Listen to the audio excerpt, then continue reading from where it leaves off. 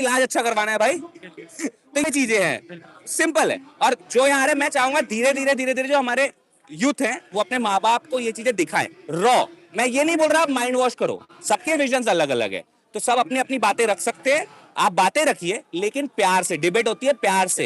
ये नहीं होता कि देश के दुश्मन, एंटी नेशनल, ये सब नहीं चलता है बहुत। ये अभी क्या है, सबने एक्टिंग क्लासेस ज्वाइन किए लगता है, तो सब चल रहा है। मैं देख पा रहा हूँ जैसे कल और आज जो नए जेन जी है उनका आना स्टार्ट हुआ है, उसके पहले वो नहीं आ रहे। उसका रीजन ये कि देखो, माइंड वॉश जैसे मैंने बात की है ना आपसे, हाँ हाँ हाँ, तो इसमें मेन मीडिया जो है ना वो इसको दिखा नहीं रहा है, सोशल मीडिया पे चल रहा है। पहले दिन लोगों को लगा पुलिस वाले भगा देंगे, दूसरे दिन लगा भैया पंगे हो जाएंगे वहां जाएंगे, तो तीसरे दिन कुछ लोगों की भीड़ जम गई थी क्योंकि वीडियोस बनाने थे लोगों को, चौथे दिन फिर कम हो गए। अब लोगों को लेकिन समझ में आ रहा है कि नहीं यार, दे आर, वो सही में लड़ रहे हैं। उनको तब तक लग रहा था कि अपने फायदे के लिए लड़ रहे हैं, पॉलिटिकल एजेंडा है ये। अब धीरे धीरे समझ में आ रहा है कि यार नहीं यार, दिस इज, क्योंकि इतना सारा चीजें चल रहा है, मणिपुर में चल रहा है, बिहार में चल रहा है, गुजरात में चल रहा है, महाराष्ट्र में चल रहा है, सब जगह चल रहा है, देश में इथेनॉल चल रहा है, बहुत सारी चीजें चल रही है ना। तो लोग समझ रहे हैं यार इतना सारा चल रहा है, तो एक टॉपिक जो उठा है एटलीस्ट उसको पहले सपोर्ट किया जाए, फिर धीरे धीरे वो बदलाव आएगा, लोगों को समझ में आएगा। नहीं, हमें जनता की सुननी पड़ेगी। अभी कह रहे वन वे कॉन्वर्सेशन हो रहा है, प्यार में ना वन वे कॉन्वर्सेशन, और भक्त बने हुए आशिक, तो आशिक कुछ भी कर रहे हैं बाकी लोगों के साथ, तो ये दिक्कत है। अगर इसी तरीके से माहौल चलता रहा, जेन जी आते रहे, तो 100% इस्तीफा तो देना पड़ेगा ही। इस्तीफा तो बस मैं बता रहा हूँ, अभी खबरें आना शुरू हो गई कि रीशफलिंग शुरू है। रीशफलिंग इसलिए शुरू है, एक को बचाने के चक्कर में रीशफलिंग की जा रही है, बट वो तो बहुत माइंडेड ब्रांड स्ट्रेटेजिस्ट लोग हैं बाबा। वो इसलिए कर रहे हैं कि भाई फिर दूसरे डिपार्टमेंट में हम कुछ ना बोल पाए, इसलिए रीशफलिंग की जा रही है। वो बोलेंगे हमने आ रहा तो नॉर्मल था कि हम रीशफलिंग कर रहे हैं, वो इस प्रोटेस्ट को सक्सेसफुल नहीं बोलेंगे। वो क्या बोलेंगे, देश में अच्छा काम करने के लिए रीशफलिंग की गई। एनीवे, वो कैसे भी करें, हमें तो चाहिए अकाउंटेबिलिटी, और वो होनी चाहिए। वो डर से हो, चाहे उनको लगे कि हमारा एजेंडा क्लियर हो, व्हाटएवर, बट होनी चाहिए।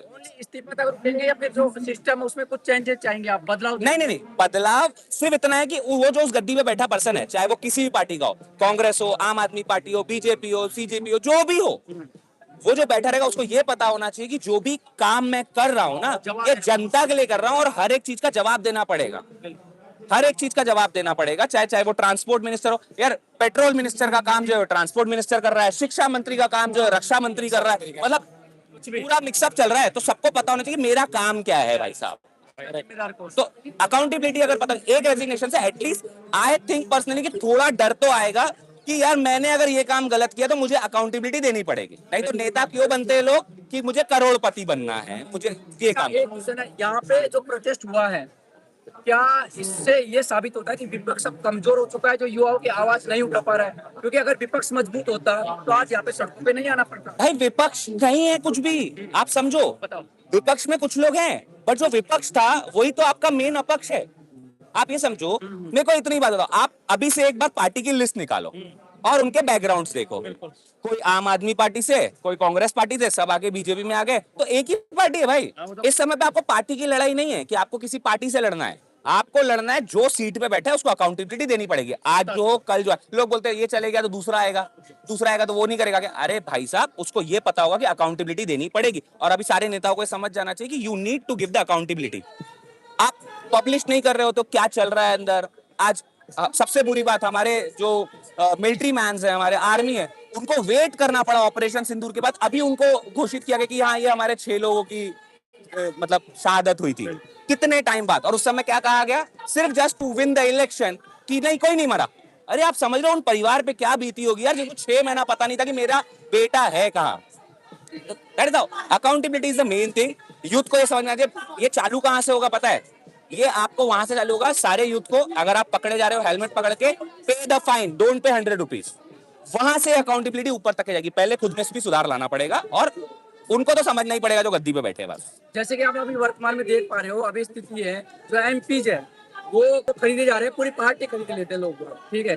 मोदी मीडिया का हाल है, यहाँ तक कि सवाल जुडिशरी पर भी उठते हैं। हाँ क्या ये सही है? ये सब चीजें क्या सही तब तक है जब तक सवाल ना पूछा जाए। अभी सवाल पूछने वाले कम है, आई थिंक धीरे धीरे बढ़ेंगे। जब सवाल पूछने वाले बढ़ेंगे ऑटोमेटिकली सिस्टम सुधरेगा। आप एक बात बताओ मेरे को, आज हम यहाँ खड़े, अगर हर इलाके के लोग अपनी तकलीफ लेकर कॉर्पोरेटर के पास बैठ जाएं कि भैया तू वोट दे, हम तेको अगली बार तभी वोट देंगे, कहीं पे 1-2 साल बाद आने वाले, कहीं 1 साल बाद, कहीं 3 साल बाद, कि भाई तेको तभी वोट देंगे जब तू हमारे बच्चों के लिए आवाज उठाएगा।